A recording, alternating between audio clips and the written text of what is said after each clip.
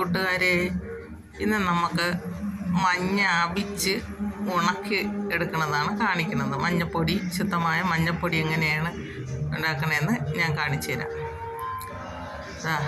ഇത് കലത്തിൽ മഞ്ഞ അവിക്കാൻ പോവുകയാണ്. പച്ചമഞ്ഞൾ വെട്ടിയെടുത്ത് കഴുകി അതിനെ രണ്ടായിട്ടൊക്കെ, വലിയ പീസൊക്കെ രണ്ടായിട്ടൊക്കെ മുറിച്ച് വയ്ക്കും. എന്നിട്ടാണ് ഇതിക്കുന്നത്. കലത്തിനകത്ത് ഞാൻ രണ്ടൊന്ന് ചിരട്ടയാണ് കമത്തി വെച്ചിട്ട് ഈ മാവിൻ്റെ തോലെടുക്കും. മാവിൻ്റെ ഇലയെടുത്ത് ഈ അടിയിൽ ഇങ്ങനെ വയ്ക്കും. എന്നിട്ട് പുറത്താണ് പണ്ടൊക്കെ നമ്മൾ ഇലയെ പാവിക്കണത് ഇങ്ങനെയാണ്. അതുപോലെ ഈ കലത്തിനകത്ത് ഇല ഇറുത്ത് വയ്ക്കും. മാവിൻ്റെ ഇല ഇറുത്ത് വെച്ചിട്ട് നമ്മൾ അതിൻ്റെ പുറത്താണ് ഈ മഞ്ഞ ഇടണത്. വെട്ടിയ മഞ്ഞ കഴുകി ഇതുപോലെ വലിയ പീസൊക്കെ രണ്ടായിട്ട് മുറിച്ചിട്ടിട്ടാണ് നമ്മൾ അവിക്കാൻ വയ്ക്കുന്നത്. ഇതെല്ലാം വാരി കലത്തിൽ വയ്ക്കാം. ഞാനിത് സ്വന്തമായിട്ട് നട്ടെടുത്ത മഞ്ഞയാണ്. അതാണ് എടുത്ത് കഴുകി പറക്കി വയ്ക്കുന്നത്. പകുതിയും പാഴായിപ്പോയി. ഇപ്പോഴും വെയിലായി മണ്ണിനടിയിലിരുന്നതിന് ഇല്ലാതായിപ്പോയി. കുറച്ചേ കിട്ടിയുള്ളൂ. അതെൻ്റെ ഇപ്രാവശ്യത്തെ ആവശ്യത്തിനുള്ളത് എനിക്ക് കിട്ടും.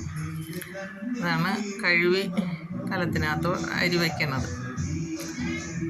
വേവിച്ച് എന്നാൽ ഈ വേവണ പരുവമെന്ന് പറയണത് നമ്മളിങ്ങനെ എടുത്ത് നോക്കുമ്പം തന്നെ നമുക്ക് ഈ മരിച്ചിനിയൊക്കെ ചീനിക്കിഴങ്ങൊക്കെ വേവും പോലെ ഇത് വേവും. വെന്ത ശേഷം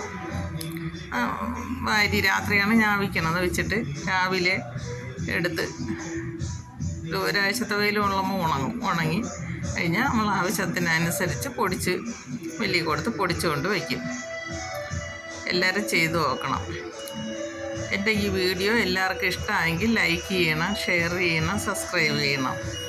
ഇതുപോലെയൊക്കെ കുറച്ച് മഞ്ഞൾ ഗ്രോ ബാഗിലൊക്കെ വെച്ച് നമ്മൾ നട്ട് വളർത്തിയ നമ്മൾ ആവശ്യത്തിന് ഒരു വർഷത്തേക്കുള്ള മഞ്ഞൾപ്പൊടി നമുക്ക് സ്വന്തമായിട്ട് മായം ചേരാത്ത മഞ്ഞൾപ്പൊടി നമുക്ക് വീട്ടിൽ തന്നെ ഉണ്ടാക്കിയെടുക്കാം. അതെല്ലാവരും ശ്രമിച്ചു നോക്കണം. ഇതെന്ത് എളുപ്പമാണ് നമുക്ക് ഉണ്ടാക്കിയെടുക്കാൻ. ഒരു 5 ഗ്രോ ബാഗ് വെച്ചാൽ മതി. നിറച്ച് കഴിഞ്ഞ് ഇനി ഈ ഒരു പാത്രം വെള്ളം നമ്മളതിൽ ഒഴിച്ച് വയ്ക്കും.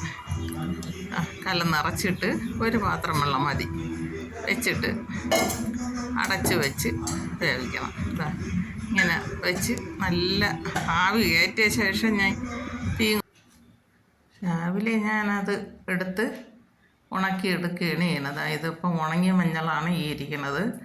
ഞാൻ ഒരാഴ്ചത്തെ വെയിൽ കൊള്ളിച്ചിട്ട് എടുത്തതാണ് ഈ മഞ്ഞൾ.